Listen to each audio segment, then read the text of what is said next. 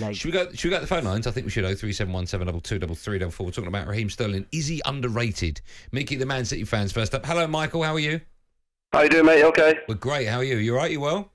Yeah, I'm fine. Thanks for asking. First time I've ever phoned you in, mate, so a bit nervous. But well, don't be nervous. Tell me why this is the first time. How long are you listening to talkSPORT for? First of all, watch you all day, every day. Love you and listen to you all when I can anyway. So you two are my favourites, and also fair dues to you. Nice. That's very kind of you. Oh, thank you. Why has it taken you this long to phone up, Mickey? I've tried a few times before, just never got through. It's always busy and that. But yeah, the dance floor is yours. So off you go. So I have this debate with my mate's a United fan. I'm a City fan. We have the conversation about Sterling all the time. Sterling's not world class. His touch is awful. His brain's awful. He's an average footballer at best. The reason he does well is because he's got world-class players all around him, and he's always in the right position. Fair enough. Yeah, he's always in the right position, but I think most average players would score goals in our team with them sort of players around them. You're a City fan, right? I'm a big City fan. I've been a City fan all my life. I've got tattoos all over my body. I'm a big, massive City fan. All my mates know me as a City fan.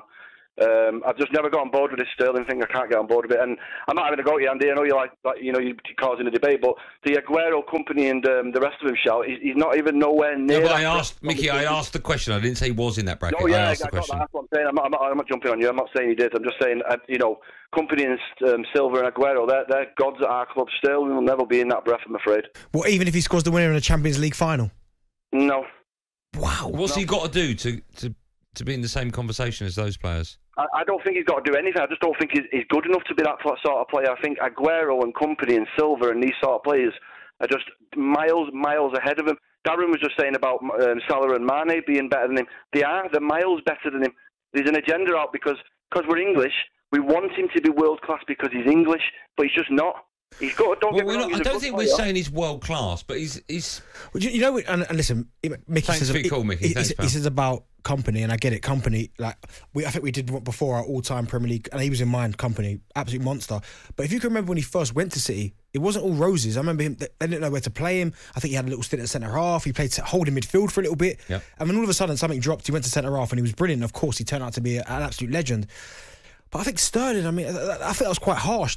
His goal last night, for instance, he doesn't need world-class players to do that. That's all himself. Goal. Getting the ball and top corner. He does divide opinion. Dave is also a Man City fan. He's up next. Hi, Dave. Hi, good evening. Good afternoon. Well, evening up in Manchester, mate. Okay, go on then. Dave, sorry, I don't know if you're eating the telephone, but we can't hear you.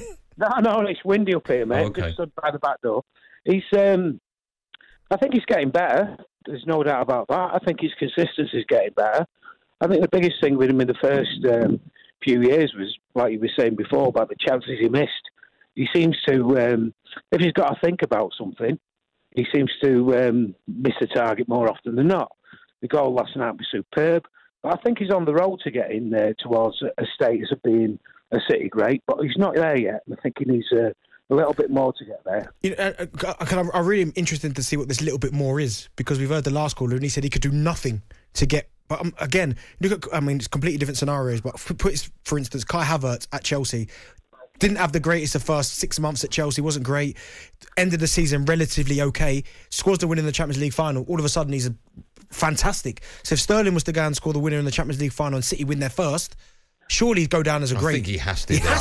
I think he'd probably have a chance there, Darren. I don't think you're going to class Kai Havertz as a Chelsea great. Yeah, no, but he's a Chelsea legend. He's a great. He's won in the Champions League.